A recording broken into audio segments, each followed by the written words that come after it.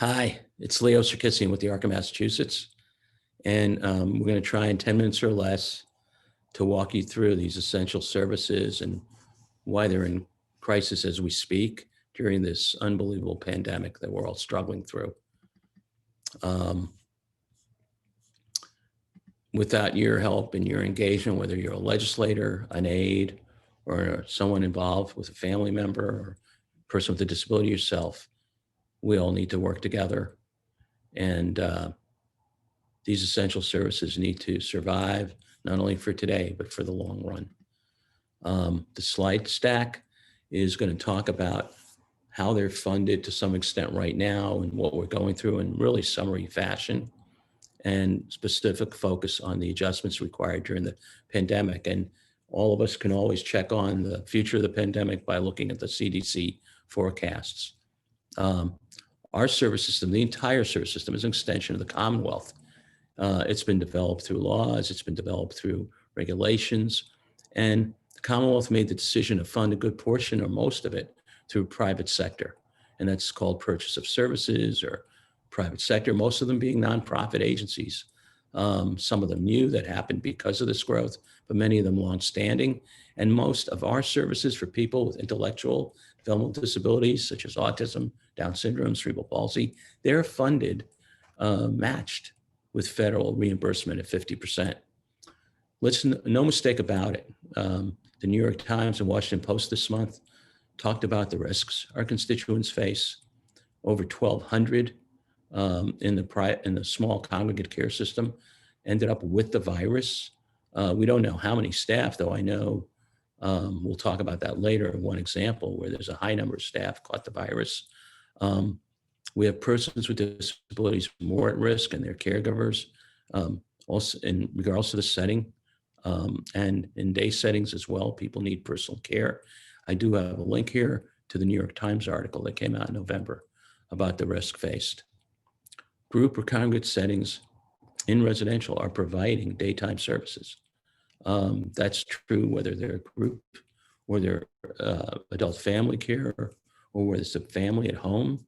They're 24/7 in many cases. Now, in the school system, we have some in-person learning, thank goodness, and kudos to DESE, Department of Elementary and Secondary Education, and the governor for focusing on as much in-person learning for people with special needs as possible. Thank you.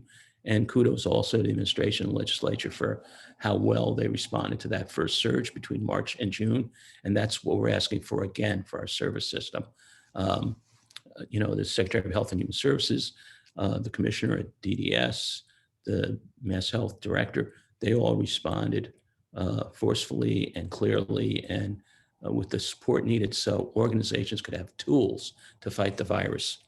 Now, right now, we need those tools again. And we also need to think about these adult family care and foster care caregivers who have not received any additional assistance during the crisis, not since March, and we're in November. And so we need to think about all of them as the surge continues, and even after the surge, as things slowly get back to normal. Many times people are still going, full-time, 24/7. In day and employment services, infection control has resulted in day programs serving 35% to 45% of their participants. Well, that means they can only bill for that amount of money. You can't just say, okay, you have a contract with us, we're gonna get 100% of what you would give us. Now, normally you'd say, well, that's good, they can bill for who they're serving. No, it doesn't work that way because of the infection control guidelines require people to do novel activities, more staff per person. So the ratios change. So maybe you had 1 to 6 people, 1 to 5 people. Now you have 2 to 4 people working. And you also have built-in expenses unless you close down sites. And agencies have closed down sites out of fear. Now that means fewer people get served. That means longer drives in the middle of this panic. So, just as in childcare where people have had to do things to make sure people can continue working, we really need a response in terms of day and employment services.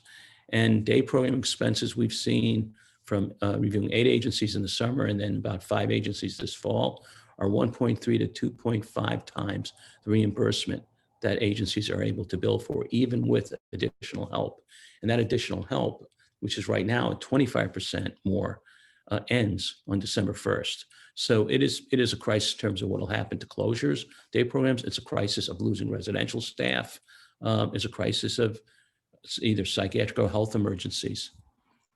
Just on the safety net, just to review, the day services being open, it decreases isolation of participants, allows caregivers to work. Persons with disabilities keep essential businesses going. One of my colleagues said they just placed 13 people in the last 2 months in employment settings. Keeping staff employed helps the economy, and it helps keep the remote programming going. But these have to be funded. Okay, they're not going to magically happen.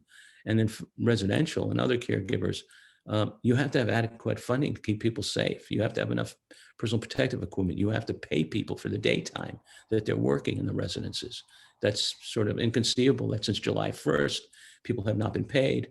And the announcement for paying them during the day is now at 3.5%. Well, that doesn't make a whole lot of sense because a day is half of the waking time, right?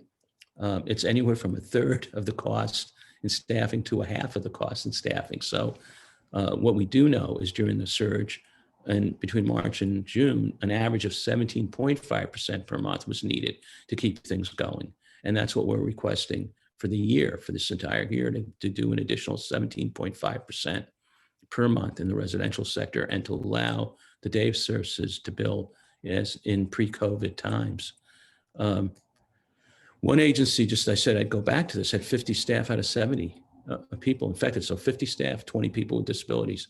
The staff will fear the virus. They have family responsibilities at home. We need to be responsive to them. So basically, we really need a differential of about 14% if you want to look at it one way, or if you include the ALTR support. And if we need to compromise here because of a crisis in the budget, which we understand, we need close to 10% more, 9 to 10% more than is being allocated or talked about being allocated for residential services.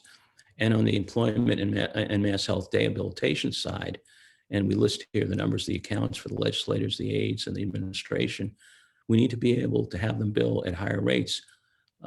Again, both these things can be done with temporary emergency regulations, and then you don't need special waivers with Medicaid and the federal government to be reimbursed at 50 cents on the dollar. So if we increase the rates temporarily on an emergency basis, paying attention on the day side on what the capacity of the physical site is, you can have different rates based on if 45% of the people show up versus 35%, depending on your space issues. It'll be a win-win for everybody. And finally, 2 other items: a stipend boost for caregivers in adult, family, and foster care. A 6% boost on the whole item will give them 12% additional. So if someone's getting $9,000 a year, to get somewhere between $900 and $1,100 for the year for the extra work they've done and the personal protective equipment, that seems pretty reasonable. And the higher rate is for the people that have more needs, that should get $18,000 a year, to get closer to $2,200 or so for those caregivers. I think, again, that's pretty reasonable given the crisis, given the 24/7 responsibility and so on. And then in respite and family support, $5 million additional, so it can be more revenue going out the door to the families and caregivers at home, whether they have school-age kids or adults at home that require additional support. The area offices can figure this out. The family support centers can figure this out, but they have to have the resources. Again, the tools like the residences need, like the day programs need to be able to do their work. And if, again, federal match is available for these. So in closing, we have these priorities that are overarching that we're going to continue to advocate on. I'm not going to list them. You can hit pause on the recording to see them. And it's something that we all need to work on together. And we can always contact us for more information, and you can reach us as well through the web. Hope all of you have a happy holiday season. And if you're seeing this week, it's Thanksgiving week. We do have a lot to be thankful for in Massachusetts. We just also know there's people in crisis and we have a safety net at risk. And let's be thankful for that and give it the support it needs. Thank you.